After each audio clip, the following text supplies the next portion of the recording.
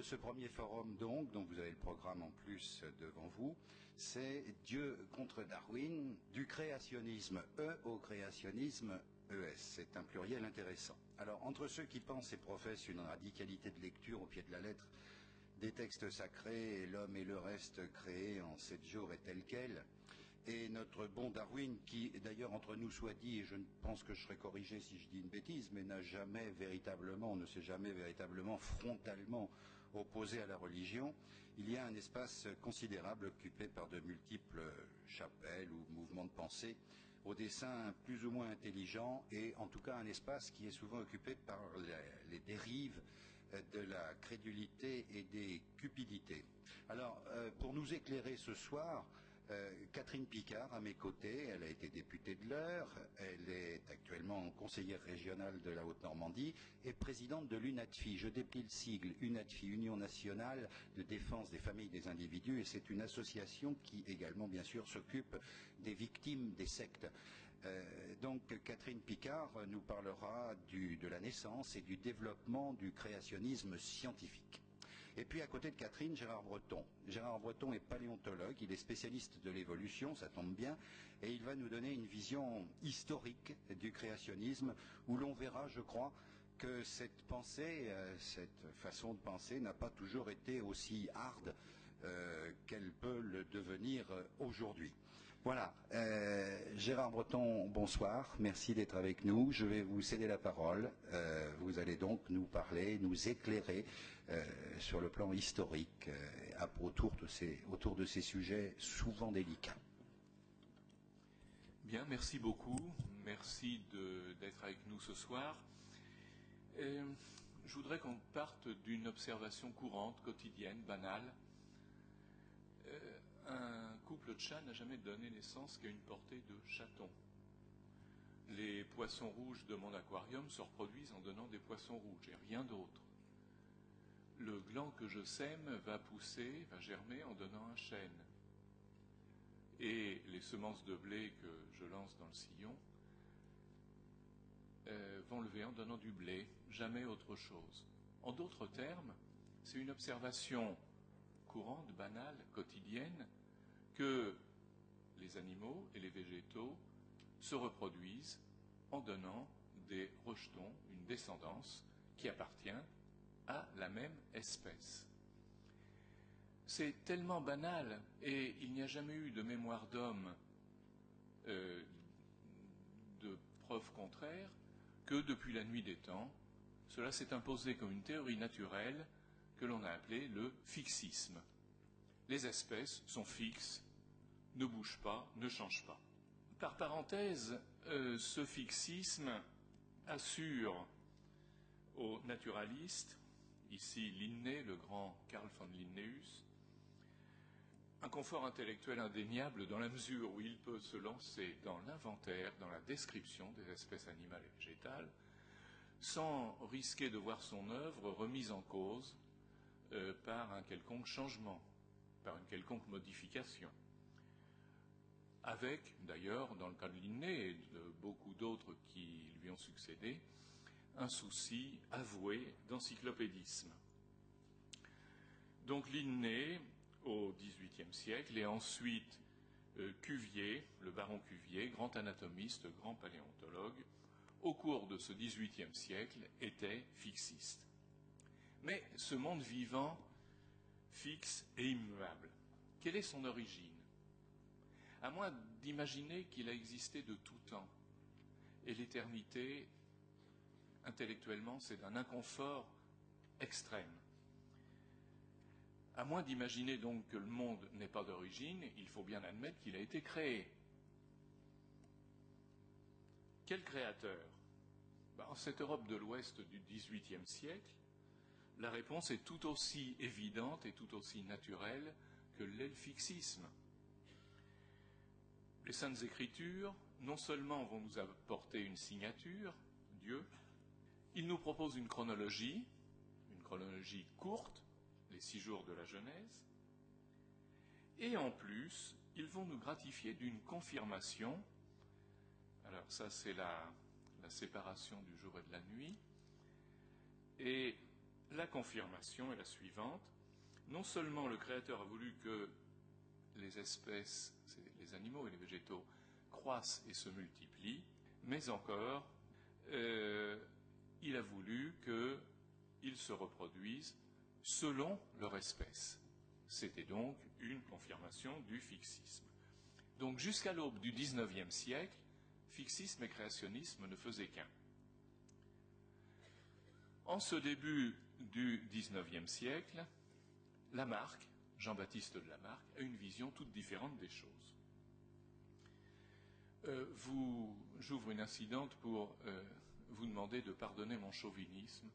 Je suis chauvin et je l'assume. Ça n'est pas Darwin qui a été le premier à dire que les espèces évoluaient, changeaient, se transformaient, c'est Lamarck. Ça n'est pas un anglo-saxon, c'est un français. Ma minute de chauvinisme est terminée, rassurez-vous. Pour Lamarck, et je me replace dans le contexte de l'époque, début du XIXe siècle, un chat apparaît comme beaucoup plus proche d'un tigre que, par exemple, d'un kangourou.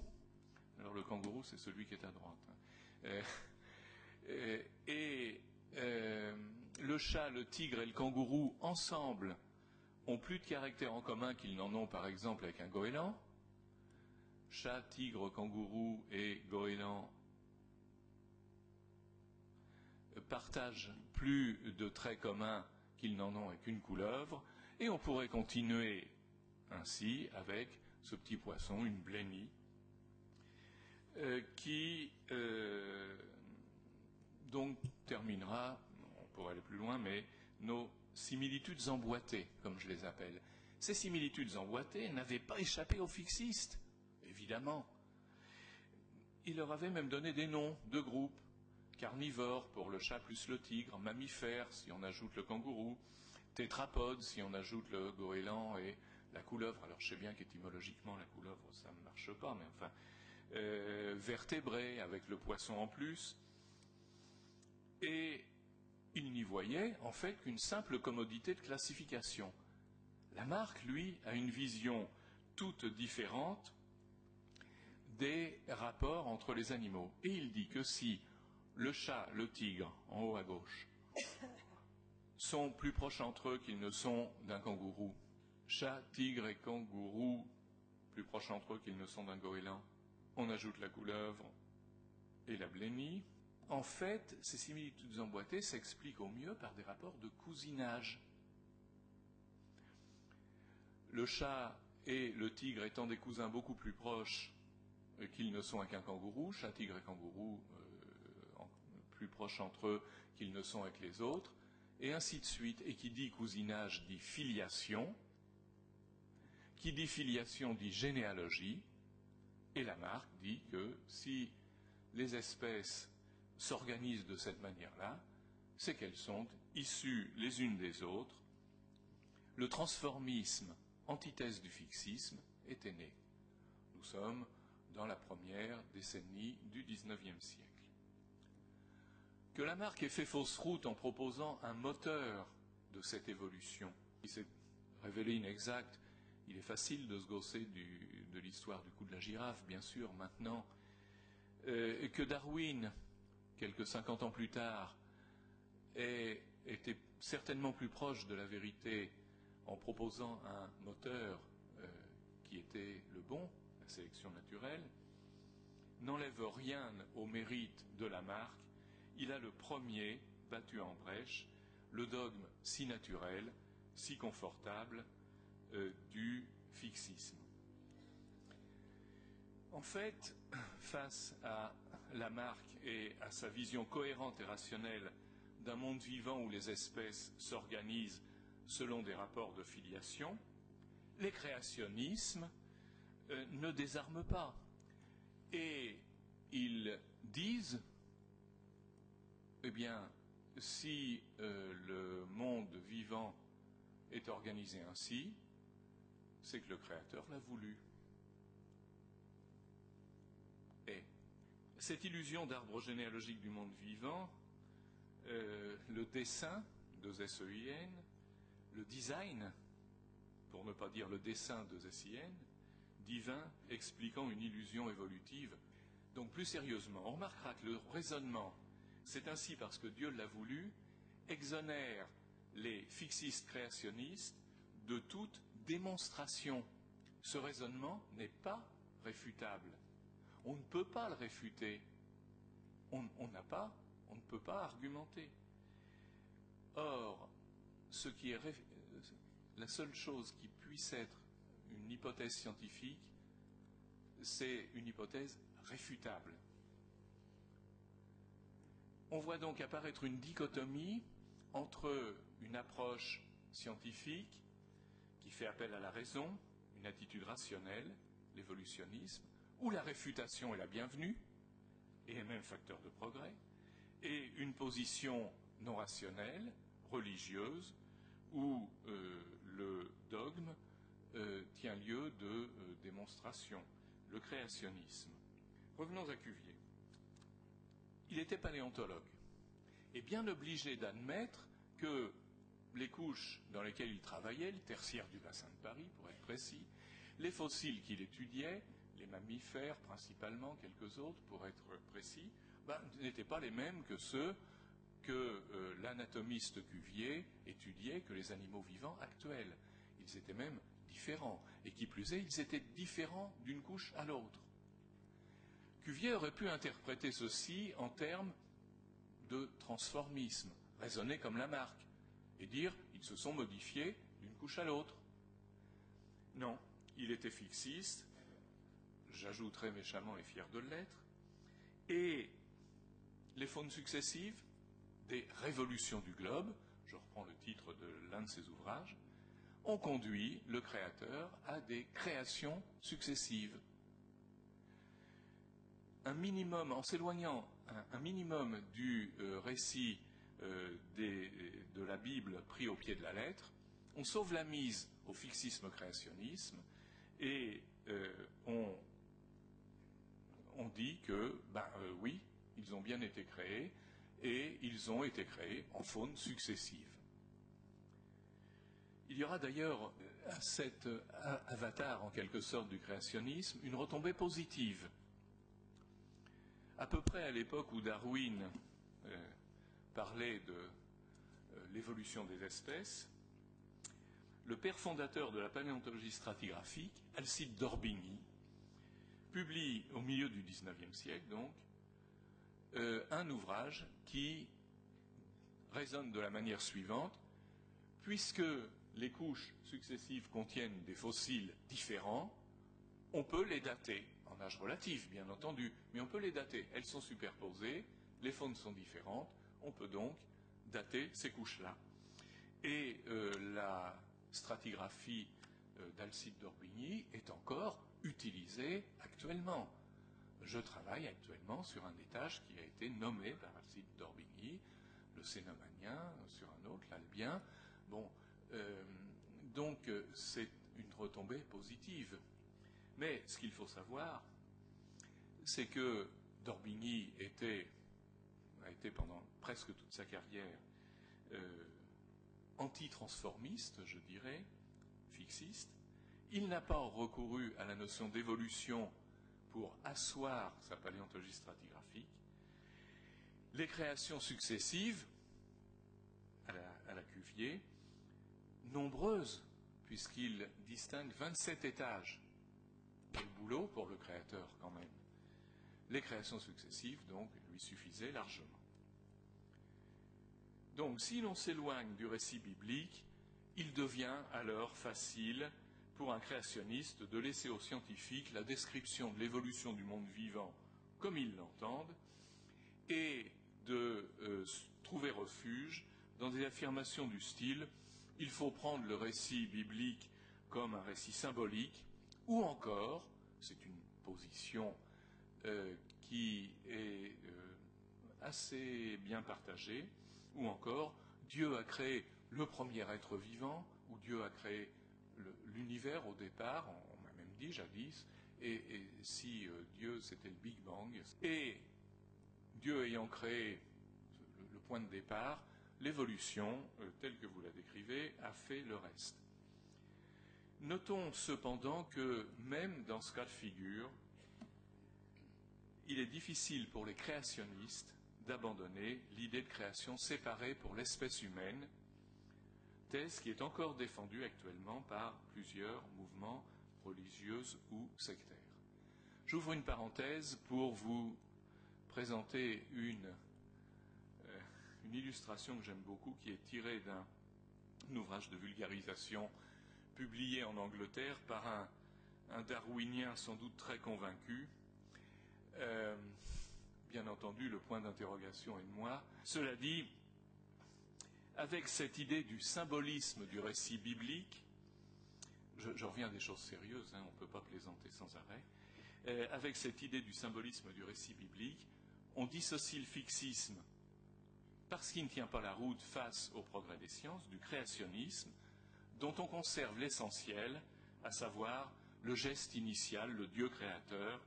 C'est ce que j'appellerais le créationnisme soft, et vous m'excuserez cette entorse à mon chauvinisme et cet emprunt à la langue de Darwin. Pourquoi le créationnisme soft? Parce qu'il y a maintenant, aujourd'hui, un créationnisme hard dont Catherine va vous parler. Voilà, merci Monsieur Breton. Restez avec nous parce que les questions vont fuser tout à l'heure. Catherine Picard, nous vous écoutons concernant donc cet éclairage plus moderne, on va dire, plus actuel. Bonjour, bonsoir à tous. Nous avons avec Gérard, c'est notre premier duo, mais nous avons déjà travaillé ensemble, mais séparément sur le même thème. La question qui s'est posée, à savoir pourquoi on réfléchissait sur le créationnisme aujourd'hui, quand on travaille quand on est présidente d'une association qui s'occupe de mouvements sectaires, c'est que ces théories et ces concepts, voire ces dogmes, sont extrêmement présents dans la littérature sectaire.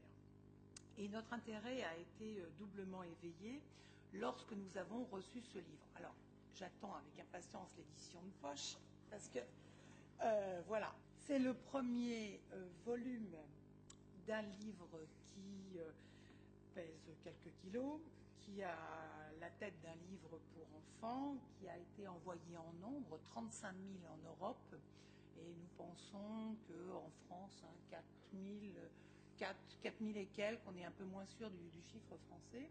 Il vient directement d'Istanbul. Il a son CD parce qu'il y a une version moderne. C'est le téléachat du livre de l'Atlas de la création, qui a été donc, dont l'auteur est Adnan Oktar, dit Harun Yahya. Et ce drôle d'objet fait l'apologie du créationnisme, matinée d'islam, au nom du Coran. Donc quand nous les uns et les autres, nous avons reçu, alors Science Action en a reçu un, des associations, les universités, un certain nombre de lycées, ce qui limite 4000 me semble un peu court, mais il semblerait que ces jours-ci, un deuxième envoi ait été fait, puisqu'il y a eu un article du Monde il y a 2 jours sur cet atlas de la création, et ce n'est pas le numéro 2, c'est bien le même volume numéro 1. C'est la traduction d'une offensive créationniste lancée en 1998 dans toute l'Europe, et M. Yahya a créé une fondation pour la recherche scientifique en Turquie dans les années 1990, et on peut dire qu'il dispose largement des fonds et du soutien de la partie d'extrême droite turque. Donc ce qui m'a intéressé, au-delà, on va traverser un peu les différentes définitions qui sont un peu moins scientifiques que celles de Gérard Breton, mais surtout je vais essayer de vous montrer l'évolution en une vingtaine d'années de cette offensive créationniste, à la fois aux États-Unis, puis en Europe, en France, et comment elle trouve sa traduction dans le débat jusqu'au Conseil de l'Europe et dans le débat sur l'instruction du fait religieux à l'école à travers ces différents pays. Alors quand même, pour vous donner le ton, il y a une fiche technique qui est la lettre d'introduction. Déjà, le sous-titre, c'est « Les fossiles réfutent la théorie de l'évolution ». Donc ce livre n'est consacré qu'aux fossiles. Au demeurant, les images, toi qui aimes bien l'ambre, les images sont absolument magnifiques. Le premier paragraphe de la lettre, pour vous donner quand même le ton. Alors Haroun Yahya est également devenu célèbre pour ses travaux qui ont révélé au monde entier l'imposture des évolutionnistes, les affirmations trompeuses et les liens occultes existant entre le darwinisme et les sanglantes idéologies telles que le fascisme et le communisme. On a lancé le ton. C'est une œuvre gigantesque, continue la brochure.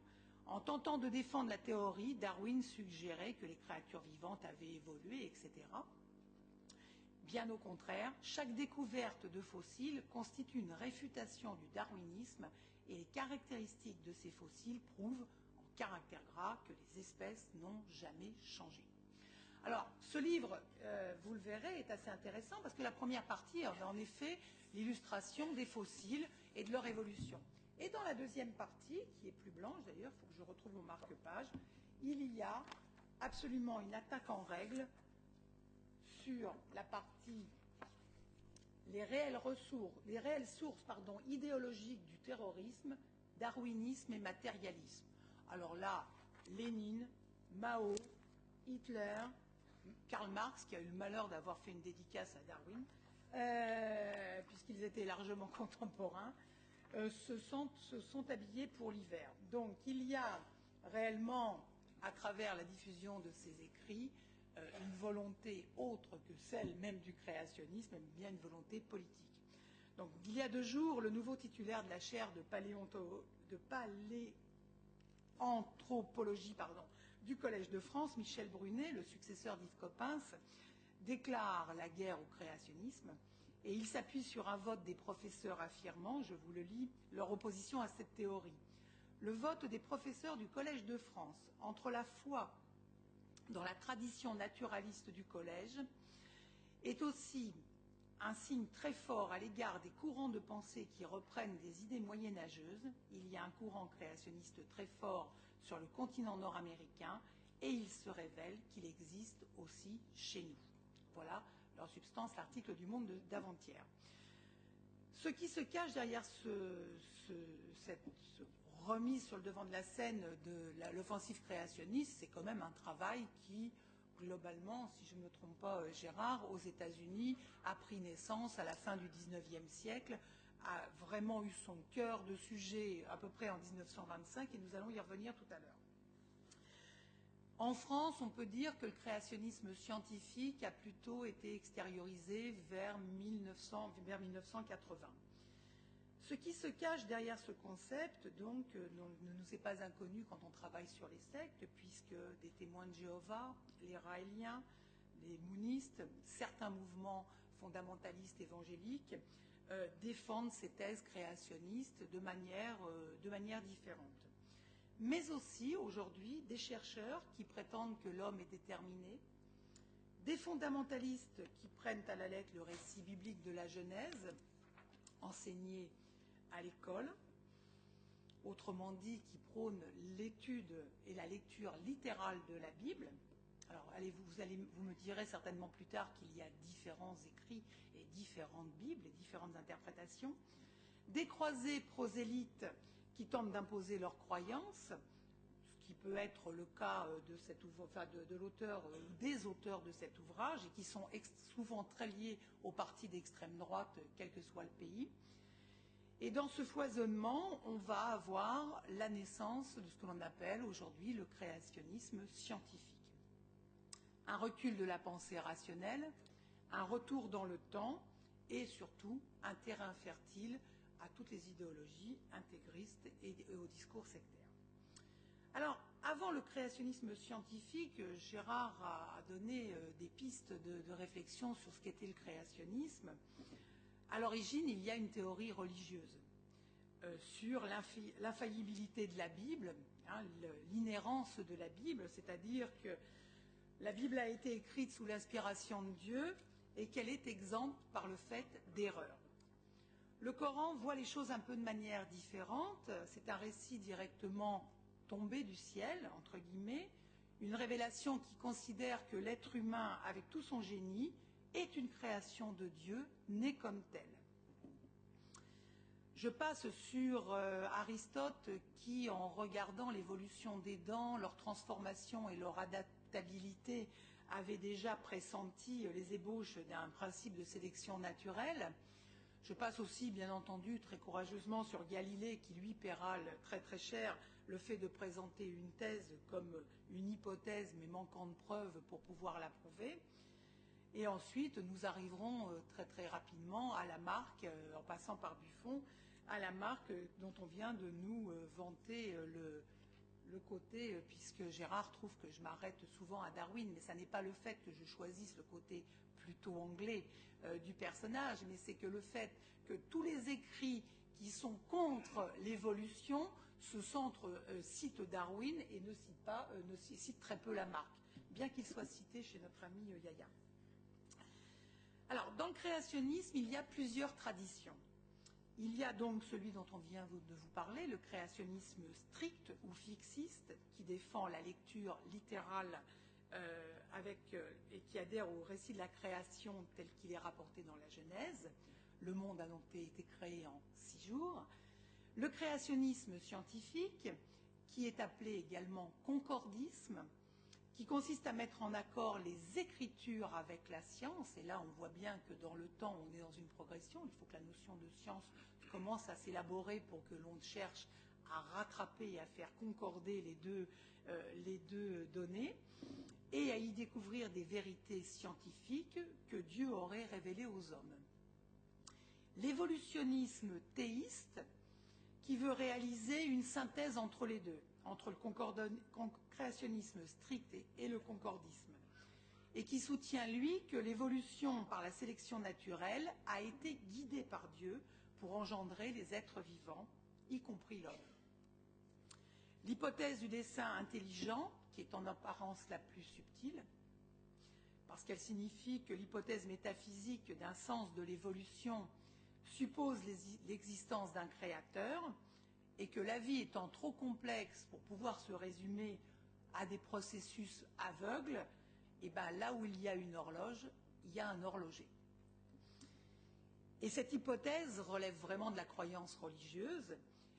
Elle sert en fait de cache-misère au fondamentalisme et vise à détruire toute la méthode de la recherche scientifique. Considérant que dans le domaine scientifique, tout est conforme a priori et que l'expérience, la notion de la vérification expérimentale n'a pas de sens. Donc on décrète et ensuite on réfute l'expérimentation. Ce qui ne rend pas le débat facile quand on présente des tenants des deux courants. Encore à l'intérieur de ces courants, dont on voit bien l'évolution en fonction de l'évolution de la société et surtout de la mise en valeur de la science et de la mise en valeur de sa complexité, et surtout de la complexité de la recherche et de la complexité des résultats de la recherche. Il y a les partisans de la Terre âgée qui admettent qu'il y ait quand même des périodes de plusieurs millions, voire de plusieurs milliards d'années pour expliquer l'aspect géologique de notre planète, et où les espèces vivantes ont été créées sous leur forme actuelle.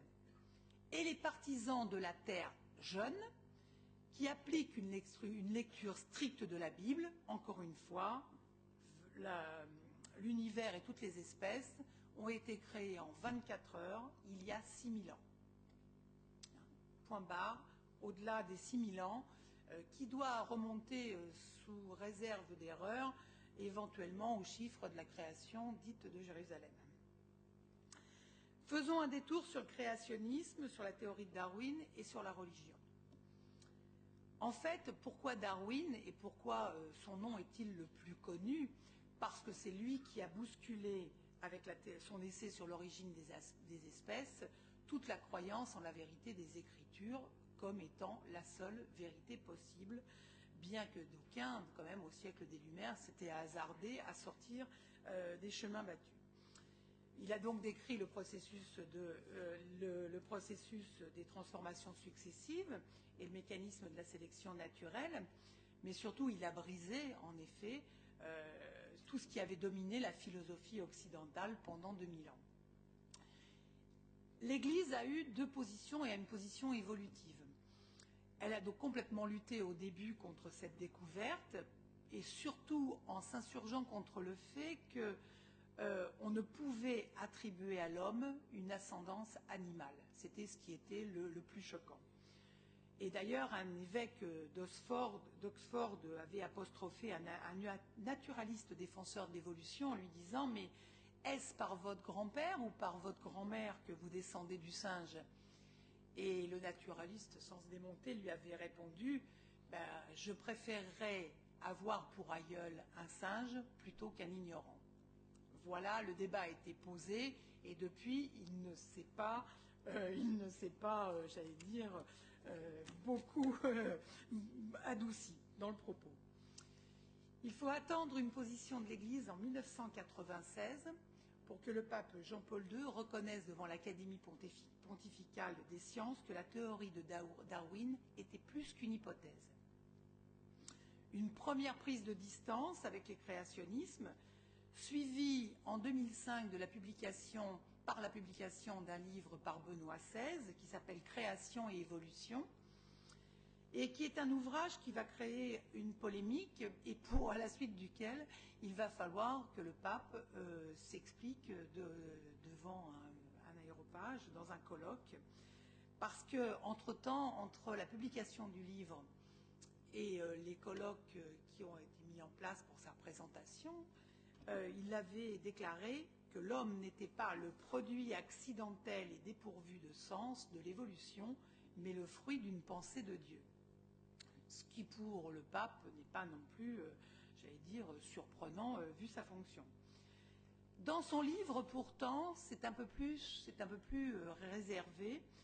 Il admet un certain niveau de vraisemblance de la théorie de l'évolution, mais en même temps, il souligne des brèches, sans toutefois appuyer le courant adverse du créationnisme. Et chacun reconnaîtra là un très bel exercice de style papal. Je vais quand même vous donner quelques citations, parce qu'on ne lit pas le Benoît XVI régulièrement. La théorie de l'évolution, qui dissimule ses propres faiblesses, ne veut pas voir les questions qui se posent au-delà des capacités méthodologiques de la science naturelle. Autre citation, la science seule n'est pas en mesure d'expliquer les origines de la vie, elle est toujours limitée. La théorie de Darwin n'est pas totalement démontrable en laboratoire. Pour conclure de cette manière, quelques phrases que je donne comme phrases de conclusion, les sciences naturelles ont ouvert de grandes dimensions à la raison, qui était alors fermée, et nous ont ainsi transmis de nouvelles connaissances. Elles posent des questions qui doivent être adressées à la raison et qu'on ne doit pas juste laisser aux sentiments religieux. Donc vous voyez que même dans le propos de l'évolution des propos du pape, il y a cet aller-retour sans bien avoir le désir de se positionner, mais certainement avec la volonté d'avancer d'un pas pour se démarquer de dogmes beaucoup plus radicaux. Donc le débat entre foi-raison, entre science et foi, et entre science et raison était vraiment un débat intemporel et avec des notions qui ne peuvent s'ignorer les unes les autres. Il y a donc une dizaine de doctrines créationnistes un peu partout sur la Terre parce qu'elles sont le fruit aussi des mythes et des légendes des origines et le judaïsme et l'islam connaissent leur doctrine concordiste. Dans le Coran, un chercheur de l'Institut d'astrophysique de Paris et qui est néanmoins le directeur de l'Institut des hautes études islamiques, Bruno Guerderdoni, dit « Il y a des tentations de récupération de la science à travers le Coran ». Dans un ouvrage plus ancien, en 1976, qui s'appelait « La Bible, le Coran et la science », Maurice Bucaille, un médecin français converti à l'islam, dit « Il y a des concordances entre la science moderne et le Coran ». Ce livre a provoqué, dit-il, une grande ferveur chez les étudiants musulmans et il est devenu la référence du concordisme islamique institué comme vérité. Et c'est là où le institué comme vérité nous interpelle. Pour autant, Un anthropologue auteur de l'islam expliqué, Malek Shebel, livre une position de l'islam autre sur le darwinisme. Pour lui, le darwinisme ne remet pas en cause l'essentiel de la foi, c'est une théorie en concordance avec les autres matérialismes de l'histoire qu'il faut accueillir comme une connaissance rationnelle et qui peut tout à fait être enseignée dans les pays musulmans. Il confirme par ailleurs que l'Atlas de la création est le fruit d'une organisation sectaire. Je serai un tout petit peu plus réservé que M. Malek Shebel, parce que je pense qu'il est plutôt un ouvrage de fondamentaliste plus qu'un ouvrage sectaire, à notre connaissance à ce jour. Et enfin, un professeur de religion islamique contemporain, M. Mahfoud, dit « Si la théorie de Darwin devient une vérité scientifique, il ne faut pas en avoir peur, le Coran peut en supporter la lecture. » Une grande capacité d'adaptation par rapport au texte sacré. Voilà l'évolution. J'ai pris ce que j'ai pu trouver en termes d'explications et de récits, mais de conceptions qui tendent à évoluer et qui peuvent s'affronter à l'intérieur d'une même religion. Aux États-Unis, alors vous allez voir, les États-Unis, il y a des chauds et des froids et il y a des allers-retours saisissants. Le courant créationniste, les courants créationnistes les mieux organisés sont donc les courants qui sévissent aux États-Unis et qui ne viennent pas de la sphère catholique, mais de la sphère fondamentaliste protestante, et particulièrement celle de la Bible Belt, la ceinture biblique, qui est au sud des États-Unis. Pour votre information, il y a 14 000 dénominations d'églises évangéliques aux États-Unis, qui se considèrent toutes comme étant des églises indépendantes les unes des autres. Nous avons une connaissance par bloc des églises évangélistes, mais 14 000 sortent sur le territoire, c'est important. En France aujourd'hui, on en dénombre un petit 1000, 700 qui sont rentrés dans la Fédération française évangélique et 400 qui restent en dehors parce que soupçonnés de dérives et de pratiques sectaires. Alors, en 1925, dans le Tennessee, a eu lieu le fameux procès du singe, au cours duquel les fondamentalistes avaient fait condamner un professeur qui enseignait les lois de l'évolution, qui contrevenaient aux lois de l'État en vigueur.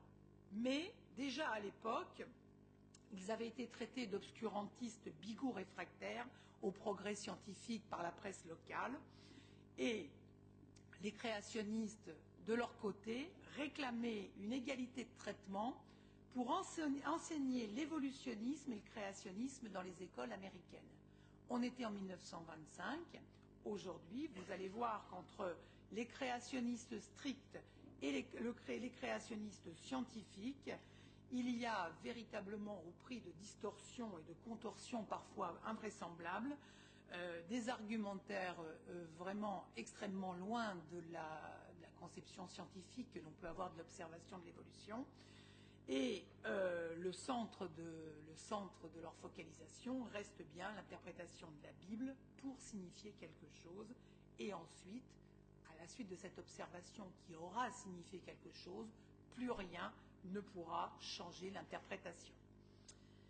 Les créationnistes modernes ont donc un peu évolué. Ils sont extrêmement puissants et organisés.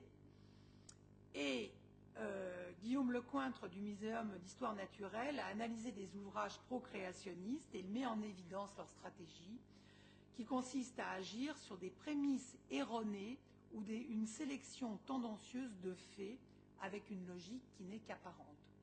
Il en est même de la création de musées où des produits sont inventés pour pouvoir appuyer les thèses créationnistes qui sont en vigueur dans certains États.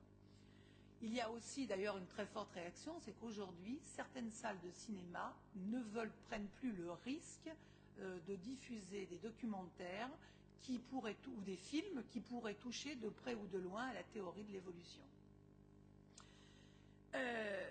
Sur cette offensive de la théorie, il y avait parallèlement une offensive de l'enseignement du fait religieux. Alors, profitant de la décentralisation du système éducatif aux États-Unis, en 4 ans, il y a eu une tentative de gommer des programmes l'évolutionnisme de Darwin dans un grand nombre d'États des États-Unis. Alors, en 87, un juge de l'État de Géorgie chargeait la mythologie darwinienne, entre guillemets de tous les mots, laxisme des mœurs, contraception, pornographie et explosion de la criminalité. Là, on a la version un peu extravertie de la chose. En 99, le Conseil de l'éducation de l'État du Kansas votait contre toute référence à l'évolution biologique. George Bush s'était alors publiquement félicité de cette interdiction, mais en 2001, le même État revenait sur sa décision. La droite religieuse américaine, néoconservatrice, forte de la victoire de George Bush, pensant qu'elle avait le vent en poupe, a réitéré la volonté de voir figurer conjointement les deux théories. Et surtout, le fait d'introduire l'idée qu'une intelligence supérieure à l'origine du monde avait présidé à cette origine, le président l'ayant lui-même conseillé. Dans une vingtaine d'États, les militants se sont démenés pour faire passer la théorie de l'évolution pour une théorie et non pour un fait. 5 États ont présenté des lois anti-évolution sans succès. Cela veut dire que depuis 1925, on alterne entre le fait de savoir si on doit présenter les deux théories et le fait de savoir si on doit tout simplement ne plus présenter la théorie de l'évolution. À chaque fois, dans ces allers-retours, il y a des prises de position qui sont plutôt positives puisque les jugements redonnent le droit d'enseigner la théorie de l'évolution. En Pennsylvanie, l'enseignement du dessin intelligent est obligatoire et 31% des enseignants se sentent contraints d'inclure dans leurs cours des idées liées au créationnisme. Mais le juge fédéral de Pennsylvanie, un juge fédéral, a estimé que cette conception était contraire au premier amendement et la justice fédérale a encore une fois rétabli l'enseignement de la théorie de l'évolution. Donc vous voyez que le problème n'est pas simple. Je me demande d'ailleurs comment les étudiants qui arrivent donc à faire des études supérieures en sciences naturelles vivent au cours de leur scolarité à 2 ou 3 ans d'écart ces changements qui sont dans les fondamentaux de leur apprentissage. Donc nous allons passer sur les États-Unis en voyant bien la problématique qui est tout à fait contemporaine et passer à la notion d'exportation américaine sur les différents continents. En 1963, donc largement en amont de cette extériorisation, il y a eu une société de recherche sur la création qui a été créée. Sa mission a été la formation de 600 savants diplômés de l'enseignement supérieur qui sont arrivés sur le continent européen et qui ont dispensé leur enseignement dans les facultés protestantes de théologie. Pourquoi protestante? Parce que le lien est plus facile. Ce qui a donné lieu à un grand nombre de débats, puisque l'objectif était justement de créer une opposition et de faire, soi-disant, un débat, mais chacun restant non pas buté sur ses positions, mais assez ferme sur les prix. Ces débats n'ont absolument rien donné. Ils se sont déroulés en France, ils se sont déroulés dans différents pays d'Europe, et particulièrement en Suisse. Et donc chacun restant sur sa position initiale. Au Canada, par exemple, des professeurs ont été menacés de sanctions disciplinaires. En Australie, les créationnistes ont reçu l'appui du gouvernement fédéral. Et 3000 collèges ont reçu un DVD présentant les thèses du dessin intelligent, reconnu par le ministre fédéral de l'Éducation, autorisant l'enseignement du titre de théorie de l'évolution, au même titre. De son côté, il y a donc un grand nombre de fraudes créationnistes qui sont publiées en Australie depuis 1994, donc avec l'instauration d'un grand nombre de musées qui viennent au secours des thèses pour y donner une illustration. Une influence politique en Australie très très importante et une puissance économique qui paraît aujourd'hui très très difficile d'endiguer. En France, on est partagé entre les groupes créationnistes protestants et catholiques, principalement, qui sont divisés entre une vision du créationnisme strict, la lecture intégrale de la Bible, et un évolutionnisme théiste qui défend l'idée que l'évolution est dirigée par l'action de Dieu, ce qui est la version la plus moderne du créationnisme. Pour autant, les États-Unis ne sont pas indemnes de l'influence qu'ils peuvent avoir sur le territoire. L'université interdisciplinaire de Paris, qui est ouverte, tente d'interpréter le récit biblique. Un grand nombre de scientifiques se précipitent pour y donner des conférences. Elle fédère toutes les recherches qui peuvent avoir cours en ce moment pour tenter d'accréditer les thèses néo-finalisme qui feraient que l'apparition de l'espèce humaine fût attendue. Qui a donné l'argent de cette fondation? Elle dépense quand même 40 millions de dollars pour son financement et finance 150 travaux de recherche sur le sujet. Tout simplement, une fondation américaine, la fondation Templeton, à la tête de laquelle il y a un presbytérien, et qui explore systématiquement les façons scientifiques et surtout la manière de les rendre crédibles et surtout audibles dans l'éducation, et non plus l'éducation américaine, mais l'éducation française. Donc il y a une réelle infiltration pro-créationniste avec des moyens. 40 millions de dollars n'est pas quand même la moindre somme pour faire fonctionner une fondation en France. Le créationnisme, donc, en Europe, a une expansion de plus en plus importante. Il y a eu une thèse qui a été faite, et le chercheur du Michigan qui l'a menée a voulu faire une enquête sur les différents pays d'Europe. La question qui était posée, alors les résultats, vous les prendrez vraiment avec une grande distance parce que c'est une question posée, on ne connaît pas l'échantillon, on ne connaît pas un peu aussi le panel des gens interrogés. Les êtres humains se sont développés à partir d'espèces animales plus anciennes. Êtes-vous d'accord? N'êtes-vous pas d'accord? Cela donne, avec toute la réserve que l'on peut prendre sur cette question, dans l'ordre d'acceptation. 80% sont d'accord en Islande, au Danemark, en Suède et en France, 60% aux Pays-Bas, 50% et en Italie, 50% en Croatie et en Roumanie, 40% aux États-Unis et 30% en Turquie. La Turquie, berceau de ce magnifique livre de chevet. Il a affiné sur la Turquie auprès d'étudiants en sciences. Et la théorie de l'évolution n'est plus soutenue que par 5% d'étudiants scientifiques, 25% la jugent incomplète et 75% sans fondement. Même si ces chiffres sont à prendre avec une réserve qui n'est pas d'une qualité d'analyse statistique, je vous l'accorde, cela prouve que dans un pays où on est capable d'envoyer un certain nombre d'émissaires qui sont les porteurs de ce type de propagation, on arrive à des résultats dans la couche scientifique des étudiants d'avoir soit éventuellement 75% d'étudiants en sciences qui trouveraient la théorie de l'évolution sans fondement. D'où l'intérêt de faire un travail de prévention et de faire en sorte que ce livre ne se propage pas quand même trop au sein des établissements.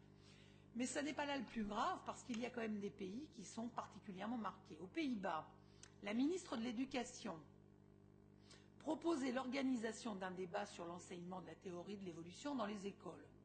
Très bien. Elle estimait que les darwinistes restent incomplets car depuis ont émergé les découvertes du créationnisme scientifique ainsi que le dessin intelligent. Et on voit comment on réintroduit la notion. Elle a ouvert un débat sur la séparation de l'Église et de l'État, qui a tellement fait de bruit aux Pays-Bas qu'on lui a conseillé de plutôt s'occuper des exclus du système scolaire plutôt que de mettre ces questions-là à l'ordre du jour au sein de son ministère. Dont acte, la ministre a été renvoyée à ses chères études. En Pologne, le vice-ministre de l'Éducation déclare en 2007, là je vous parle de choses d'avant-hier, que la théorie de l'évolution est un mensonge, une erreur que l'on a légalisée comme une vérité courante. Actuellement en Norvège, une pétition pour des cours montrant les preuves allant à l'encontre de la théorie de Darwin circule au sein de la faculté de médecine d'Oslo, toujours en 2007. Dans l'enseignement en Serbie, un peu moins récent, en 2004, la ministre de l'Éducation voulait interdire la théorie de Darwin. Elle avait même choisi comme assistant un homme rendu célèbre pour avoir déclaré en public que Darwin était toujours vivant. Évolution et aussi capacité à traverser le siècle.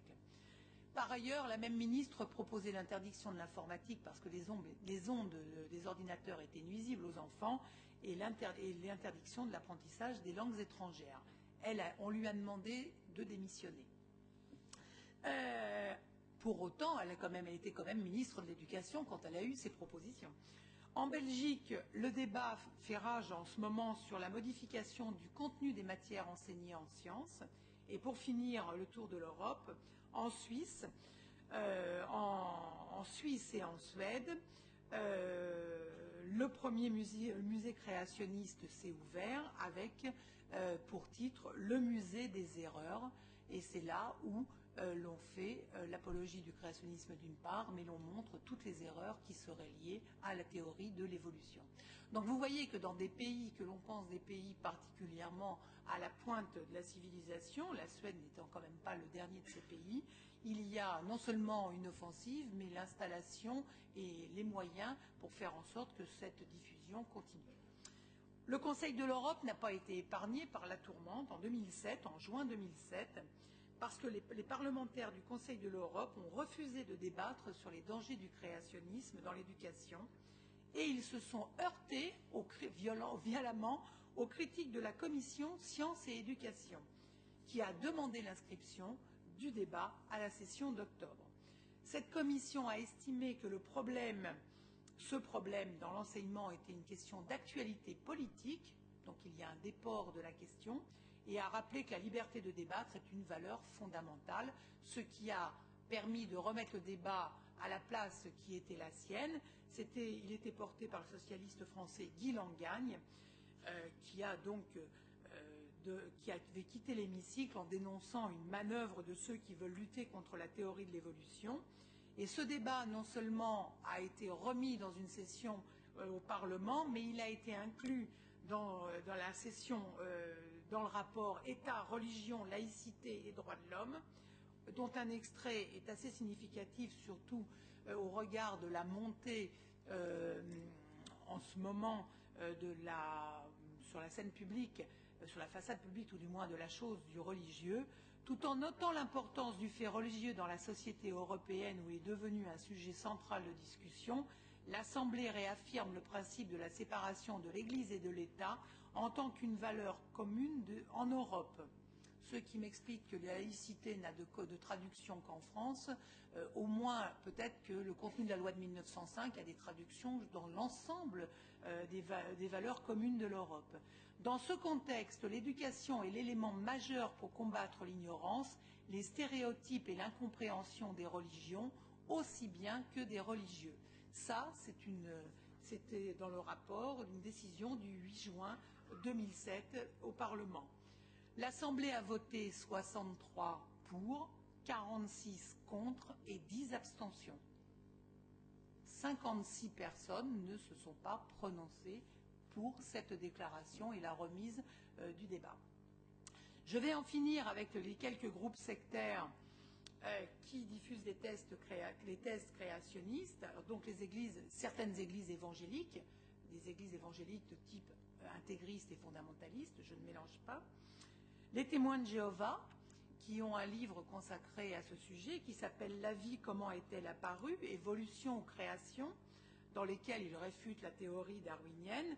Alors eux, ce sont les partisans de la Terre âgée. Hein. Un jour, dans la jeunesse, correspond à plusieurs millions d'années, et l'homme a été créé il y a 6000 ans. Un petit arrêt quand même sur les témoins de Jéhovah. Qui sont vos ancêtres, Adam ou Cro-Magnon, Lucie ou Ève? Le débat est posé. La théorie de l'évolution est un enseignement satanique, une doctrine mensongère. Je vous le laisse à disposition. Ensuite, nous allons avoir, et je passe, les adventistes du 7e jour, qui défendent la thèse aussi de la Terre jeune, et qui publient en France des ouvrages de géologie portant sur la thèse du déluge. Toutes ces personnes, d'ailleurs, font énormément de publications consacrées aux mineurs et aux enfants. Bien entendu, c'est un public non pas qui est vulnérable du fait de sa jeunesse, mais du fait de sa perméabilité à la connaissance. Les Raéliens, petit passage sur les Raéliens qui conçoivent la création de tous les êtres vivants par des extraterrestres.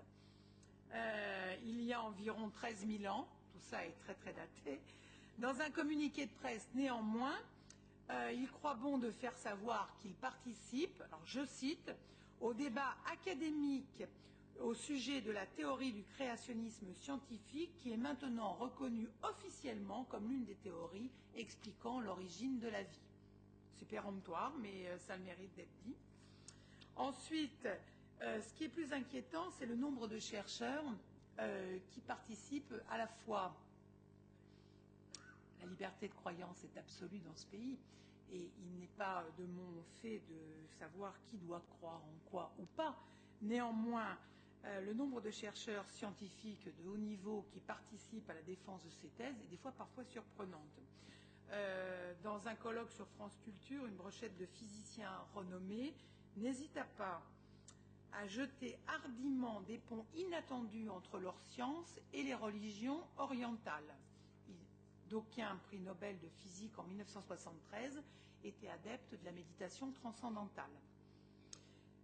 D'autres participants au mouvement Krishna, la conscience de Krishna, ont publié une histoire secrète de l'espèce humaine pour réconcilier la science moderne et les principes cosmologiques de la littérature védique indienne pour démontrer que l'humanité ne remontait pas à des milliards d'années. Ensuite, des membres de la secte Moon, la théorie de l'évolution est fausse parce qu'elle est en contradiction avec la doctrine dictée par le gourou. Ça, c'est plus facile. Il y a moins d'argumentaire à produire. C'est étonnant de la part d'un scientifique de grand niveau. En conclusion, en 2006, 67 académies des sciences se sont mobilisées contre le créationnisme. Gérard participait pour une partie française à cette mobilisation et tout du moins à la diffusion des dangers éventuels que pouvait représenter cette négation de la science. Je pense que le conflit, le dialogue, la concordance des idées sont une chose. La science et la religion doivent rester dans un rôle respectif. Et je ne mêle pas la chose sectaire à la religion, parce qu'il y a très peu de mouvements sectaires qui œuvrent dans ce domaine, ou qui peuvent se relever du domaine spirituel ou cultuel. Mais qu'on peut craindre quand même que face à un obscurantisme qui tend à se généraliser, le message sectaire trouve un terreau fertile pour se développer. Et que si nous avons un devoir là où nous sommes en exercice, c'est bien d'être vigilants au service de l'éducation, de la formation, parce que ce qui nous importe, c'est surtout la protection des futurs esprits pour qu'ils soient des esprits éclairés et des citoyens éclairés.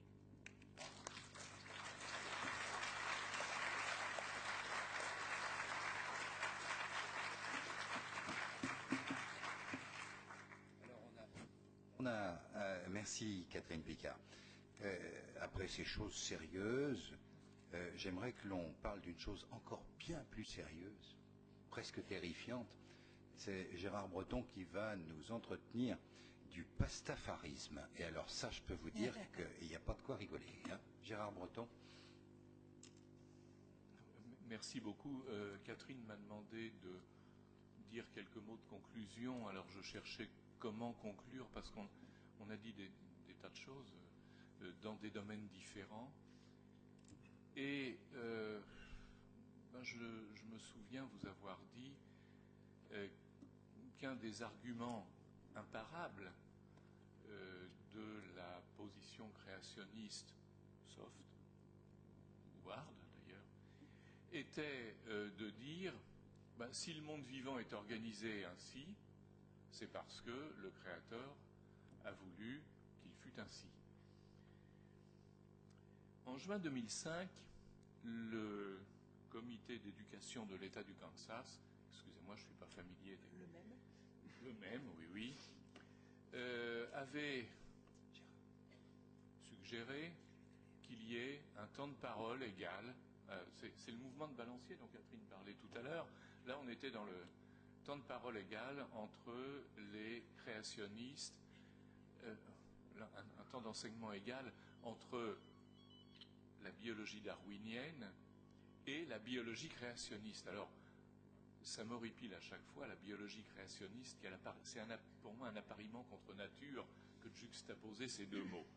Mais il avait suggéré qu'il y ait un temps de parole égal. Alors, il y a un dénommé Bobby Anderson, qui était un grand inconnu, mais qui était un scientifique, un physicien de l'Université d'État d'Oregon, où il enseignait, qui a pris sa plus belle plume et qui a écrit au gouverneur de l'État du Kansas: « Monsieur le gouverneur, je viens de fonder une nouvelle religion. C'est la religion du Flying Spaghetti Monster, FSM en français. Et il dit, vous voyez là le petit dessin qu'il fait, il dit que l'univers, les êtres vivants ont été fondés par un être invisible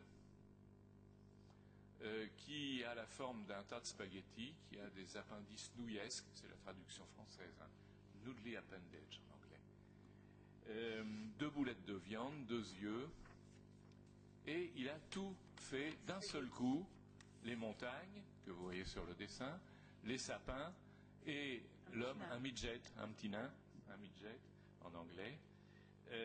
Voilà. Him, c'est le monstre, Flying Spaghetti Monster, d'où le nom français de pastafarisme. Et non seulement, alors il y a des objections qui sont apparues très très rapidement. Si le Flying Spaghetti Monster est invisible et omniprésent, s'il est invisible, comment sait-on qu'il a cette forme-là? Mystère. Toutes les religions ont le droit au mystère, bien sûr. Et le Flying Spaghetti Monster, au moment de la création, a intégré dans sa création toutes les preuves du darwinisme. Donc, moi, Bobby Anderson, grand prêtre du pastafarisme, je demande un temps de parole égal pour le pastafarisme. Ce qui démontrait que, si on le veut bien, on peut enseigner la biologie darwinienne au nom de la religion. Alors, le gouverneur de l'État du Kansas, bien entendu, n'a pas été dupe. Ça, c'est une version un peu plus artistique du Flying Spaghetti Monster. Et ça, une version plus... Le logo. Le logo, voilà. Et le gouverneur de l'État du Kansas a dit mon petit ami, c'est pas bien de se moquer des religions. Et évidemment, il ne lui a pas donné raison, mais je trouve que la démarche de Bobby Anderson est absolument exemplaire, parce qu'elle démontre complètement cet argument, si la nature est comme ça, c'est que Dieu l'a voulu ainsi. Eh bien lui, il l'a repris pour lui. Et une dernière note, ça c'est en anglais dans le texte, une dernière note. Au moment où il a créé cette religion, évidemment, il a fait mousser un petit peu la chose, parce que c'était, ça s'inscrivait dans la lutte anticréationniste, bien sûr. il a eu une quantité impressionnante de conversions au premier degré. Voilà, et bien après cette nouillée d'informations, je vous passe la parole parce que je rappelle que ces forums régionaux du savoir, eh bien c'est vous également qui les animez, qui posez des questions. Manifestez-vous. Oui, monsieur. Michel Joly, je suis président de la Fédération de l'heure de la libre pensée.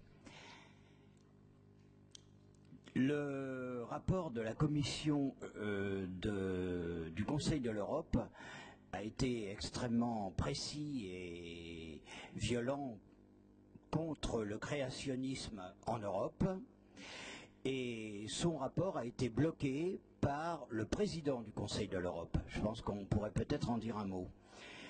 Ce rapport dénonce notamment l'université interdisciplinaire de Paris, qui est par contre tout à fait favorisée par les médias, la télévision aussi. D'ailleurs, il y a eu une émission très controversée de Anne d'Ambricourt-Malassé sur Arte, sur la préhistoire et la paléontologie.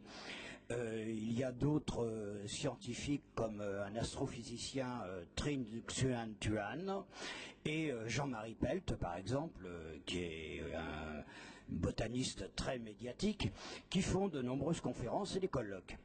Et il y a un livre qui vient de sortir, qui s'intitule « Le monde s'est-il créé tout seul ?», qui rassemble justement ces différents scientifiques. C'est véritablement leur Bible, quasiment, on pourrait dire, la Bible numéro 2. Et on a tout à fait eu raison d'insister sur le lien entre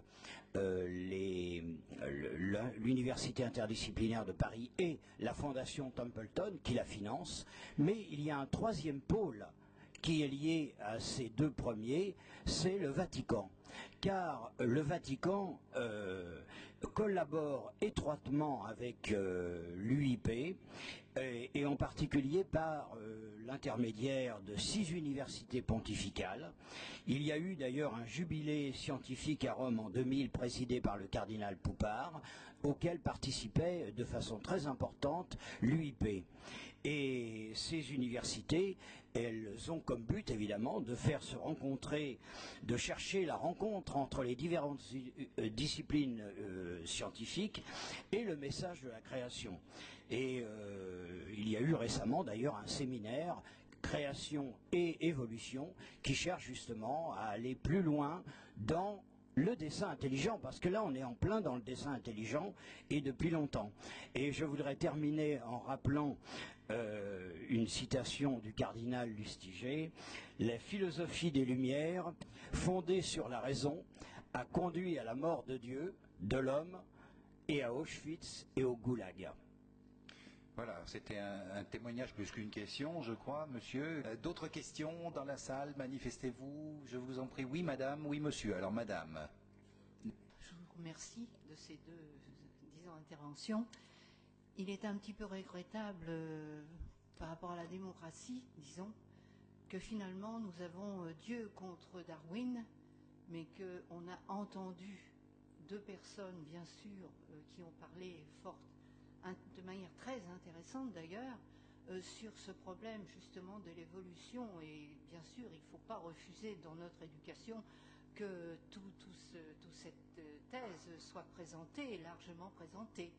Mais je regrette un peu toutefois, parce que dans l'Assemblée, il y a peut-être d'autres personnes qui pensent un petit peu différemment, qu'il n'y ait pas eu un intervenant ou une intervenante qui nous présente effectivement la Genèse, ou voilà, sans faire une histoire religieuse. Mais je trouve que c'est regrettable parce que l'équilibre n'est pas respecté pour différentes personnes. Par ailleurs, je ne crois pas avoir entendu dans les sectes présentées, et Dieu sait si elle est dangereuse, étant donné que même notre président actuel s'est autorisé à recevoir celui qui est le numéro 2 de cette secte, c'est-à-dire la scientologie. Je ne pense pas vous avoir entendu parler de cette secte où on a presque l'intention en France actuellement, dans certains propos, de faire en sorte qu'elle soit reconnue. Et donc, moi, je trouve là que c'est regrettable. Donc, je n'ai pas entendu parler de la scientologie.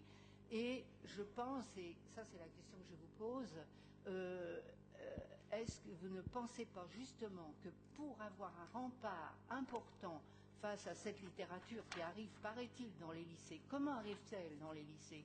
Elle arrive par quel biais? Pour que ça arrive dans les documentations des lycées, ça me semble quand même incroyable. Donc, je pense que la laïcité, c'est pour ça qu'il faut qu'on se batte au maximum pour la laïcité, parce que moi, j'ai ma propre idée, bien sûr, et j'y tiens. Mais par ailleurs, je tiens aussi, comme disait Voltaire, à respecter les personnes qui pourraient penser différemment. Donc, je pense qu'actuellement, il y a justement cela. Chacun a des convictions, chacun a des certitudes, et chacun veut faire croire dans ses certitudes. Moi, je pense qu'il faut respecter les uns et les autres, mais qu'il faut former l'esprit, qu'il faut éduquer, qu'il faut que dans la connaissance, tout le monde reçoive la connaissance de l'ensemble, et que la laïcité, qui justement permet de faire en sorte que tout le reste est à l'extérieur, que l'État fasse le nécessaire pour que ça ne prenne pas des disproportions par rapport aux sectes, parce que nous sommes quand même dans un pays laïque, et que la laïcité soit absolument maintenue, respectée, parce que moi je crains, par exemple, à l'autonomie des universités, par exemple. Bien, madame, si je peux résumer, il y a une question concernant la non-présence, l'absence, on va dire ça comme ça, de contradicteurs par rapport au discours dominant, entre guillemets, là, qui est le nôtre ce soir. Qui veut dire un mot là-dessus? Y a-t-il une contradiction possible? Et puis la deuxième question, c'est concernant la scientologie. Hein, je crois que là... Je prends la scientologie, toi qui fais ça. Bien, alors je vous remercie de votre question parce qu'effectivement elle est importante et effectivement nous nous sommes posé la question de savoir s'il fallait inviter un créationniste, disons. Alors, vous avez remarqué que mon propos d'évolutionniste, lamarckien, pas darwinien, enfin pas trop darwinien, je l'ai dit tout à l'heure, n'était pas descriptif. C'est-à-dire que je n'ai pas décrit l'évolution, je ne vous ai pas présenté un seul dessin de fossile, je ne vous ai pas présenté, j'ai essayé de retracer le cheminement de la pensée créationniste et de son opposé, parce que ce sont deux opposés philosophiques de la pensée évolutionniste. Et à la fin de mon propos, je vous ai dit que c'était deux domaines tellement différents que, en fait, alors non, ça je ne l'ai pas dit, j'ai dit que c'était deux domaines différents, mais que Dieu contre Darwin, c'était une question qui n'avait pas de sens. Hein? Ce n'est pas ça le problème. D'autre part, je vous ai dit que, bien entendu, évidemment, heureusement, chacun était libre d'avoir les convictions religieuses qu'il voulait. De mon point de vue, dans la mesure où ça échappe à la réfutation, où ça échappe à la discussion et où il s'agit d'une vérité révélée, voilà, bon, chacun fait ce qu'il veut, pense ce qu'il veut. En ce qui concerne la science de l'évolution, la réfutation est la bienvenue, j'ai prononcé ces mots-là. C'est-à-dire que nous, scientifiques, nous attendons d'être contredits, parce que la contradiction nous fait mettre le doigt sur un problème qui persiste, qui reste, qui est à résoudre. On essaie de le résoudre. Si on peut le résoudre, on a progressé. Voilà. Et la scientologie? L'objet de ce soir n'était pas de parler des mouvements sectaires en général, d'une part, je peux vous le faire, mais dans un autre lieu. Ça m'arrive quand même de faire un grand nombre de conférences sur le sujet. Pourquoi pas la scientologie? Parce que le lien avec le créationnisme est réservé à des mouvements sectaires qui sont issus ou détachés de mouvances soit religieuses protestantes, soit religieuses catholiques, et qui sont sur cette ligne-là. Or, la scientologie n'appartient pas, n'a pas de caractère spirituel, de lien. Nous, on dit communément que c'est une secte plutôt du domaine de l'économique et de la société civile, et elle n'a pas de lien dans sa création avec un mouvement, hein. Donc elle ne rentre pas.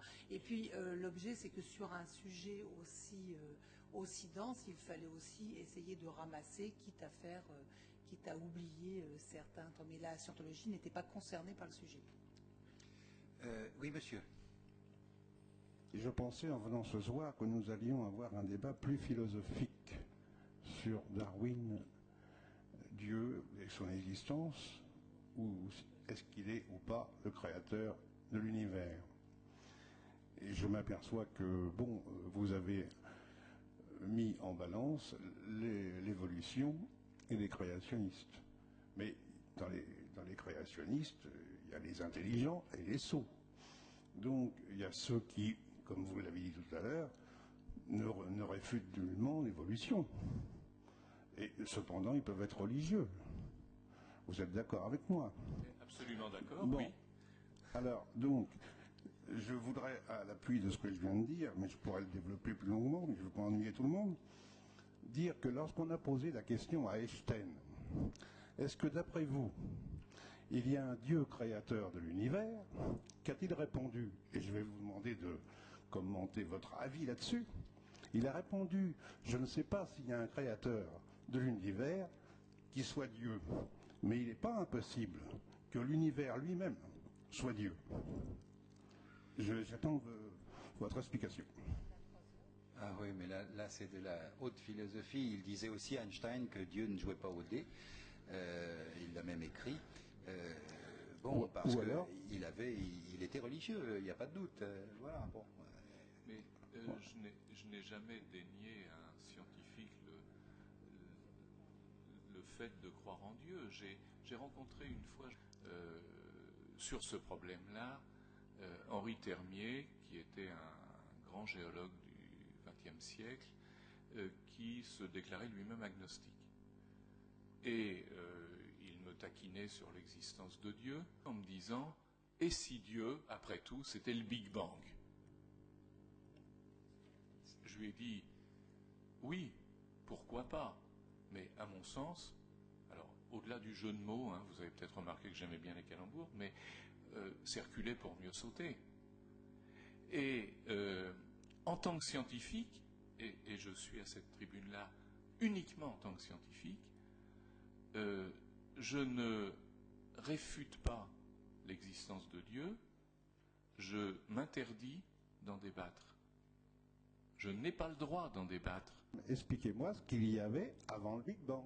Parce que de rien ne peut pas naître quelque chose. Mais je ne sais pas.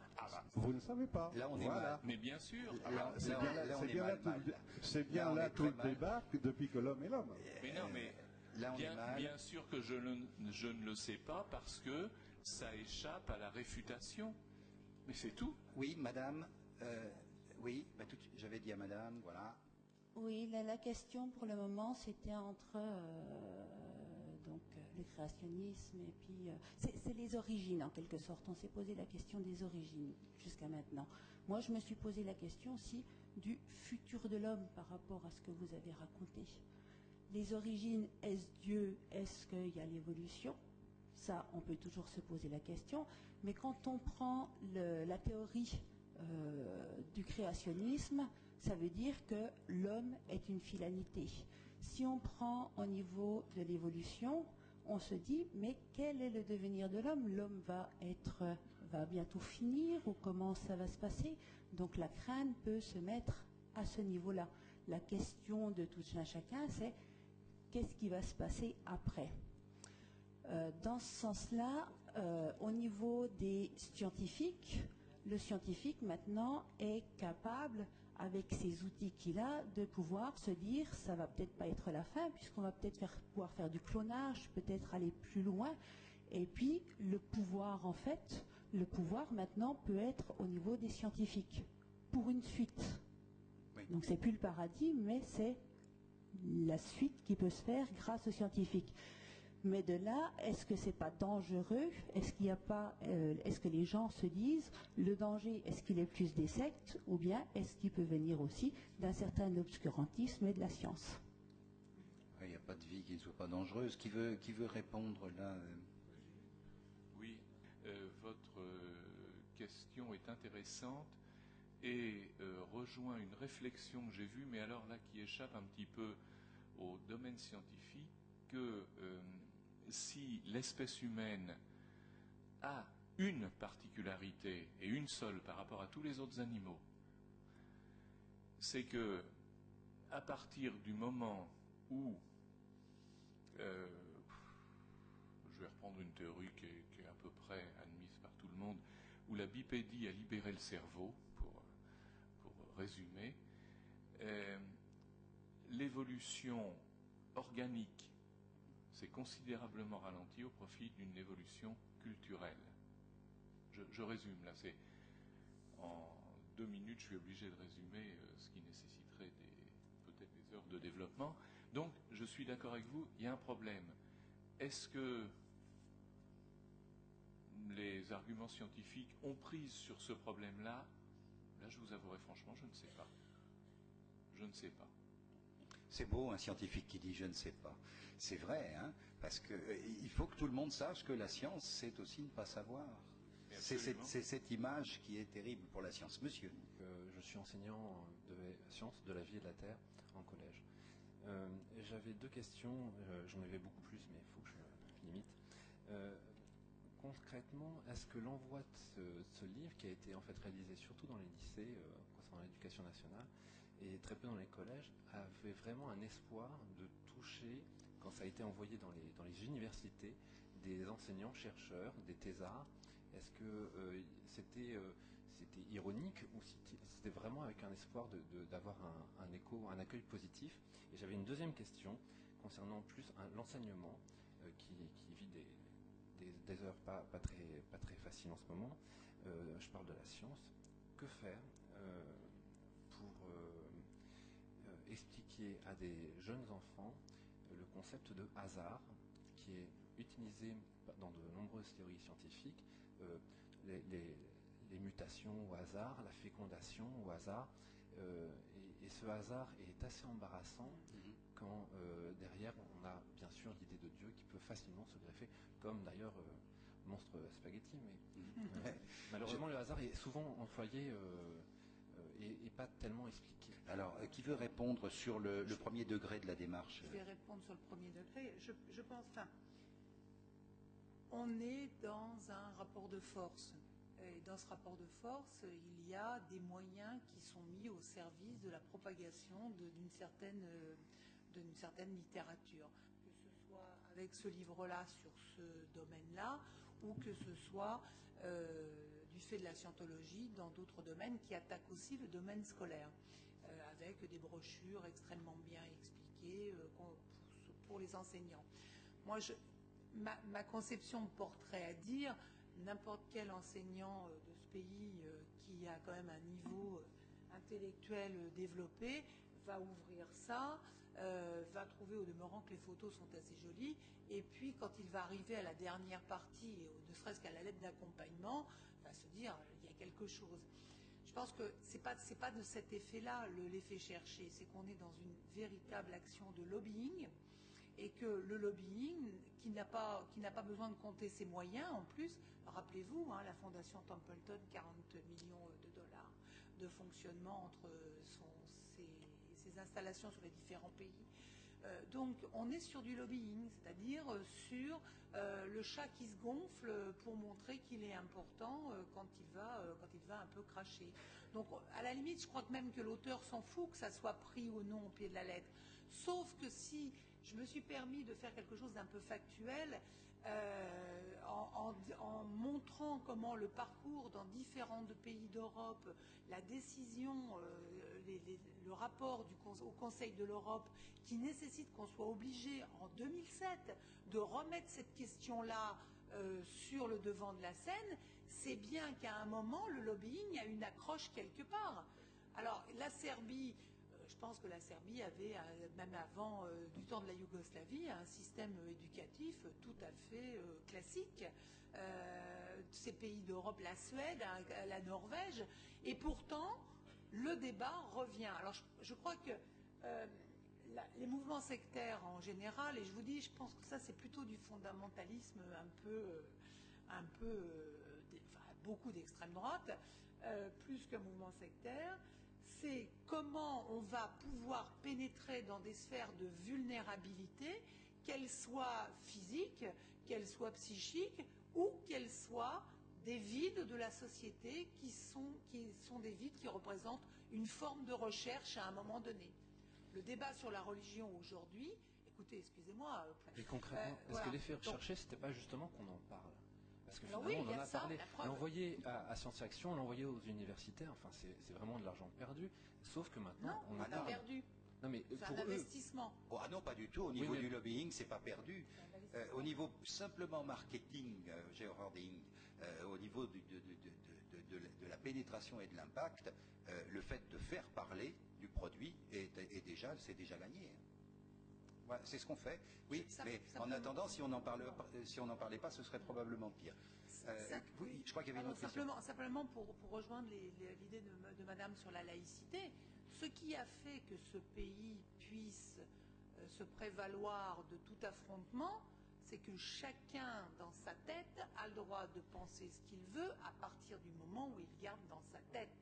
Et que la séparation entre la sphère du privé et du public, avec un État qui s'est désintéressé de la chose religieuse en 1905, a donné à ce pays depuis 1905 une capacité à pouvoir débattre ce soir sans qu'on se foute sur la tête, si vous me permettez l'expression triviale, tout en exposant des idées qui certes sont un parti pris, puisque nous avons le même parti pris, et que nous l'avons envisagé par deux domaines éventuellement de sciences humaines. Il manque certainement un philosophe, et avec un philosophe et un jésuite, il y a de très très bons jésuites en ce moment qui produisent sur la question du rapport entre la science, la raison, le créationnisme, etc. Il y aurait un autre débat sur d'autres entrées. C'est le choix que nous avons fait aujourd'hui, il pourrait y en avoir d'autres. Et c'est ça qui fait la force du principe laïque, et c'est cette qualité-là.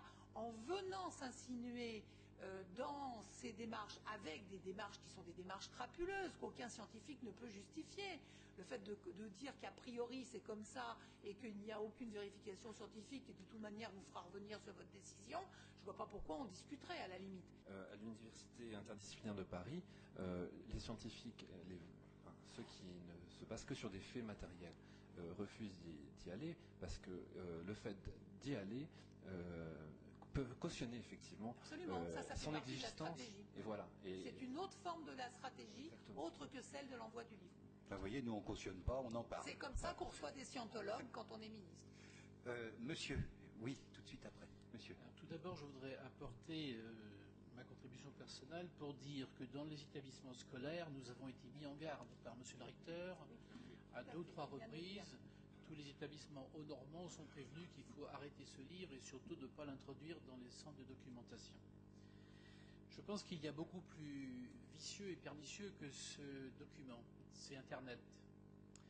Aujourd'hui, avec Internet, tout rentre dans les établissements scolaires. Et malgré tous les verrouillages que nous mettons via le rectorat, tout rentre. Je donne l'exemple tout simplement d'un petit enfant qui tapait, parce qu'on devait le faire travailler sur les arbres, et il a tapé charme. Il est arrivé sur un site pédophile. Je pense que tous les mots aujourd'hui ont des liens qui amènent à des sites qui peuvent être des sites sectaires. Et donc il y a un travail sûrement à faire qui est énorme pour éviter que n'importe quoi rentre dans les établissements scolaires, y compris au niveau des classes primaires et des collèges. Alors, je voudrais poser une question à M. Breton. Il me reste quelques reliquats de géologie. Avant le Cambrien, avant les graptolites, avant les trilobites, comment vous expliquez le trou, le vide, où dans le Précambrien, il me semble qu'on ne trouve pas grand-chose? Comment vous expliquez ce vide? Il n'y a pas de vide. On sait qu'il y a environ 2,6 milliards d'années est apparu, alors c'est daté par des moyens physiques, je le précise, est apparue la première forme de vie, disons, apparentée à des bactéries c'est tout récent, hein, j'ai reçu la semaine dernière la publication, qui ne correspondait pas, contrairement à ce qui avait été dit, aux archébactéries. hein, des bactéries qu'on pensait plus évoluées. Bon, il y a environ 1,8 milliard, si ma mémoire est bonne. Je suis désolé, je n'ai pas la mémoire des chiffres, mais sont apparus les premiers êtres vivants capables de photosynthèse. C'était ce qu'on appelle des algues bleues, qui ne sont évidemment pas des algues, mais des bactéries photosynthétiques. Et ça a été une révolution immense, puisque c'est l'oxygène qui est apparu dans l'atmosphère, permettant à tous les autres organismes, ceux qui sont capables de respirer, leur permettant donc de respirer. Et à partir de là, ça a divergé. Maintenant, on suit assez bien ce qui s'est passé.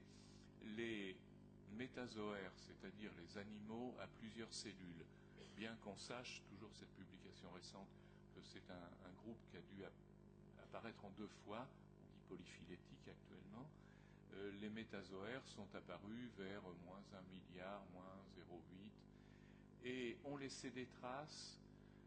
Alors, il y a 50 ans, on ne connaissait ça qu'en Australie. Maintenant, on en connaît en Chine, au Canada, au Brésil, peut-être ailleurs, en Angleterre, pardon, c'est trop près de nous. Une faune sans squelette, d'animaux qui peuvent être assez gros comme ma main pour certains, qui ont une symétrie bilatérale et qui ont été l'objet de plein d'interprétations différentes. Et à partir du début du Cambrien, hein, vous avez raison, sont apparus, apparemment d'une manière explosive, mais il y a une raison précise à cette explosion, les animaux pluricellulaires à squelette. Et bien, c'est le squelette lui-même qui est à l'origine de ce biais qui fait qu'on a l'impression d'exploser. C'est parce que ça se conserve bien mieux comme fossile quand il y a un squelette, point. Que des tissus mous, c'est sûr. Que des tissus mous. Il y avait une question par là-bas, je crois. J'avais une petite question encore. Oui, allez-y. Le terreau sectaire, est-ce lié à un vide des religions, à un trop de religions? Comment vous voyez se proliférer ce terreau sectaire dans le monde? Moi, je n'aborde jamais le sujet par cet angle-là. On n'aborde pas on ne l'aborde pas comme ça pour la bonne raison qu'aujourd'hui, on tente de nous faire opposer secte et religion. Or, le débat n'est pas là. 80, je sais pas, ça n'a pas de sens, 90% des mouvements sectaires n'ont rien à voir avec des mouvements spirituels, sauf les tout petits que j'ai cités pour pouvoir placer le créationnisme comme doctrine, qu'ils ont comme doctrine. Ils sont dans le domaine de la santé, de la formation professionnelle, dans le domaine commercial, etc., etc. Donc, je pense qu'il faut plutôt regarder du côté des théories New Age et des théories qui étaient déjà en embryon au XIXe siècle, quand en fin de compte, à un moment donné, il y a eu une séparation, d'une part avec la première mise conceptuelle par Karl Marx d'une organisation de la société qui serait une autre organisation que celle qui était connue, et en opposition, il y a eu des théories qui ont été mises par le fameux Steiner, par Blavatsky et autres, qui sont à l'initiative des théories New Age que l'on connaît aujourd'hui, qui ont fait un déterminisme sur l'évolution de l'homme, le plaçant sur l'équivalent un peu des castes indiennes, en disant, bon, les hommes, il y a ceux qui sont là, ceux qui sont là, ceux qui sont là, c'est immuable, on ne peut pas évoluer dans la société. Hein. Donc il y a eu au XIXe siècle, qui a été quand même très très fertile en matière philosophique, et surtout en changement de conception de la pensée, de ce que l'on pouvait vouloir pour la société et son évolution, il y a eu ce double clivage. Mais l'aspect religieux n'est pas premier. Les mouvements sectaires, eux, pour d'aucuns, veulent absolument nous ramener sur cette question-là, parce que elle fait partie de la même stratégie. C'est beaucoup plus sympa d'être connu comme une association cultuelle ou un mouvement religieux dans un pays qui a quand même une tradition que l'on ne peut pas nier, de 2000 ans installée avec de l'art, avec des traditions, de la culture. On n'est pas obligé d'y participer, mais on ne peut pas la nier. comme étant fondamentale de notre constitution de pensée. Voilà, donc c'est s'habiller avec les vêtements des autres pour se glisser dans le panorama de manière sympathique.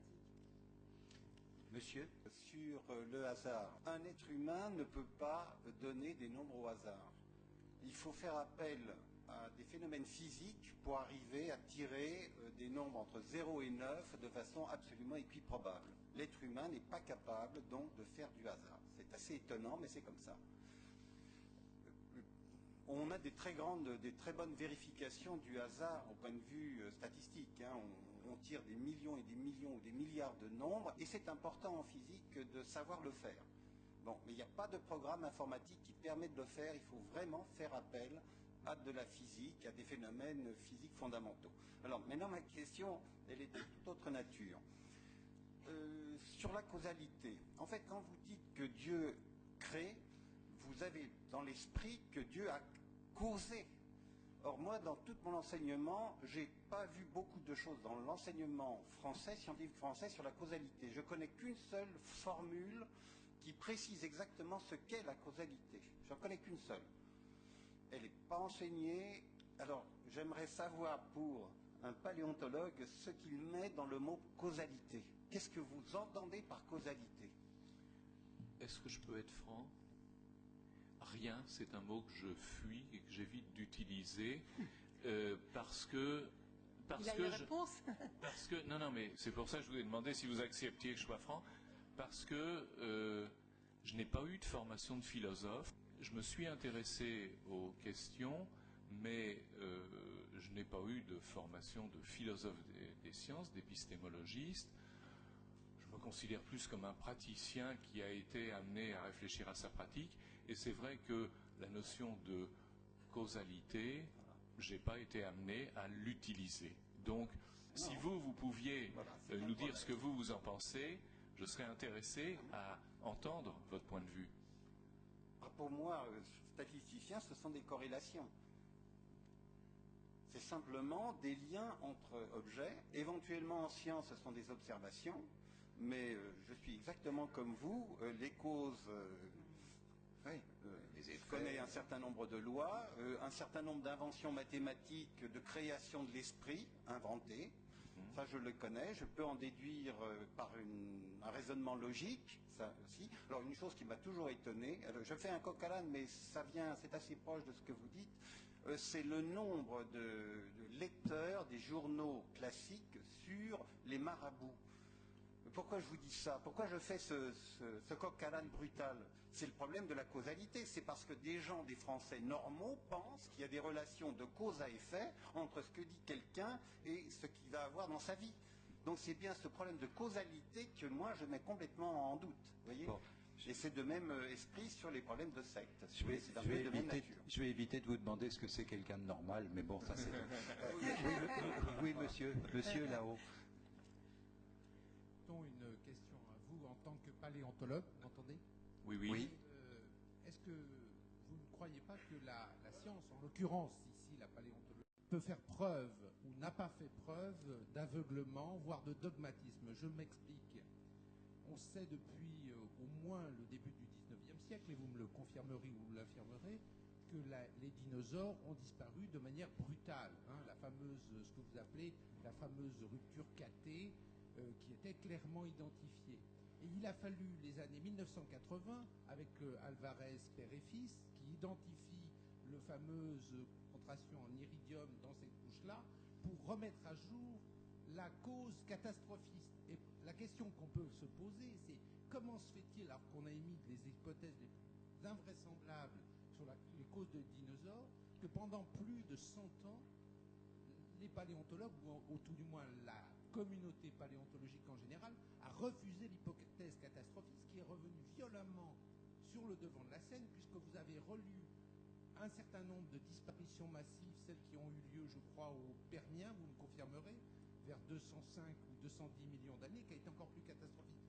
Ce que je veux dire par là, c'est il est bien joli d'accuser les croyants d'aveuglement, etc., mais là, il y a eu un aveuglement absolument considérable. Il y en a même un autre qui a été cité par un éminent paléontologue qui s'appelle Gould, que vous connaissez sans doute mieux que moi, qui a écrit un livre de grand public qui s'appelle La vie est belle, où il raconte comment un paléontologue extrêmement éminent du début du XXe siècle s'est complètement planté, excusez la trivialité, sur l'interprétation des schistes de Burgers. Donc je crois qu'il faut quand même faire preuve. J'ai manqué votre intervention au début, hein, mais donc je parle en général, je ne parle pas spécialement à vous. Il faut faire preuve de modestie. Vous cherchez, voilà. Oui. Mais je voulais avoir votre avis là-dessus sur les présupposés, si vous voulez, idéologiques, parce que la raison pour laquelle ça n'a pas été accepté, cette hypothèse catastrophiste en géologie qui est maintenant reconnue, elle n'a pas été acceptée pour la simple raison que ça faisait trop référence au déluge. Oui. Bien, je vais vous décevoir. Très vite, Gérard. Mais je dois souffrir d'aveuglement parce que les études des dinosaures que j'ai poursuivies, les études que j'ai poursuivies, pas les dinosaures évidemment, les études de dinosaures que j'ai poursuivies avec l'élève dont je parlais tout à l'heure, montrent que l'on prenne le nombre de genres de dinosaures, que l'on prenne le nombre d'espèces, ou que l'on prenne le nombre de familles, le déclin à la fin du Crétacé, plus précisément pendant l'étage maastrichtien, et encore plus précisément pendant l'étage maastrichtien supérieur, a été progressif sur 500 000 ans. Et c'est à la fin de ces 500 000 ans que la météorite est tombée sur le Yucatan. Quand on cherche dans les couches géologiques la fameuse couche à iridium d'Alvarez, qui n'était pas paléontologue, il était physicien, il faut le savoir aussi. Quelquefois, on en trouve 3 ou 4. D'autres fois, il y a eu un congrès organisé par quelqu'un qui était un tenant du catastrophisme. Bon, je le cite parce que c'est connu et parce qu'on en a déjà parlé, Éric Buffetot. Un congrès organisé à Aix-en-Provence, dont le but était de parler de cette crise Fini-Crétacé, d'une part, et d'autre part d'aller sur le terrain pour échantillonner et essayer de retrouver cette couche à iridium. Il ne l'a pas retrouvée. Dans le bassin d'Aix-en-Provence, elle n'existe pas. Il y a plein de dinosaures, ils se sont éteints. Et enfin, je vous ferai observer que le catastrophisme a invoqué successivement les trappes du Décan, une météorite dont on ne savait pas très bien où elle était tombée, la météorite du Yucatan. Les volcans. Oui, les trappes du Décan, c'est les phénomènes volcaniques, voire même des épidémies, etc.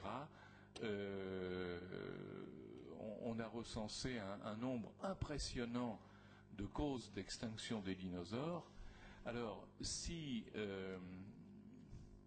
le catastrophisme est vrai, il faut m'expliquer aussi pourquoi, selon les milieux, toutes les espèces ne disparaissent pas de la même manière. Et je vous répète, c'est quand même en 500 000 ans, 1,5 million d'années, que le déclin des dinosaures est enregistré. Par ailleurs, dans un milieu différent, puisqu'il s'agit du milieu marin, les ammonites, comme c'est curieux, comprennent quel que soit l'indicateur qu'on prenne, que ce soit le nombre d'espèces décrites, le nombre de genres décrits, ou les familles, déclinent de la même manière à cette période-là. Pendant ce temps-là, les oursins, eux, ils ne bougent pas. Les étoiles de mer, mon sujet de thèse, donc je crois relativement bien le connaître, ne bougent pas, à tel point qu'une fois, j'ai étudié une faune tertiaire et j'ai demandé au gars d'étoiles de mer, au gars qui me l'avait passé, t'es sûr que c'est pas du Crétacé, hein? Bon, ce qui veut dire que non, je suis désolé, c'est peut-être de l'aveuglement, mais quand je vais sur le terrain, que je vais voir les collections, que je me forge une opinion par moi-même, non, je suis très gradualiste. Certainement plus gradualiste que Darwin. Oh, et alors vraiment très vite, parce que nous essayons toujours de nous tenir aux horaires de manière à ce qu'il n'y ait pas de problème. Je vous écoute très vite, madame, nous vous écoutons. Si on veut revenir sur le thème de Dieu contre Darwin, qui était le titre de la soirée, il me semble qu'on pourrait aussi s'interroger de façon peut-être plus pragmatique, bien que tous les débats soient de plus en plus intéressants parce qu'ils sont de plus en plus pointus, mais malheureusement de plus en plus déconnectés de Monsieur Tout-le-Monde, qui a le droit, comme tout un chacun, de sortir de cette conférence en ayant avancé un tantinet. Et je me disais que ce serait intéressant, précisément, de se demander pourquoi lorsque des ouvrages de cette nature que Madame a présentés avec tous les enjeux qu'il y avait derrière et le lobbying qu'il y avait derrière, pourquoi les scientifiques et les philosophes et les gens qui s'interrogent sur la laïcité et sur la démocratie et sur l'esprit des Lumières ne faisaient pas une contre-offensive conjointe pour produire des œuvres aussi brillantes sur le plan artistique et aussi nulles sur le plan scientifique. Parce qu'on ne combattra jamais des croyances uniquement par de la science tant qu'on n'aura pas, comme le disait Monsieur Breton, rappelé tout bêtement qu'une science, c'est quelque chose qui nous fait douter et qu'une preuve scientifique atteste qu'on a affaire à une science, ce qui est justement contradictoire avec une croyance. Voilà, c'est tout. Je crois qu'on n'a pas grand-chose à ajouter à ça. Hein. C'est exactement la conclusion que nous attendions. Alors, je vous remercie en tout cas d'être venus. Je remercie les intervenants et je vous remercie toutes et tous d'être venus. www.scienceaction en petit et en un seul mot .asso.fr, voilà le site sur lequel vous pouvez nous retrouver. Merci à toutes et à tous. Au revoir. Merci.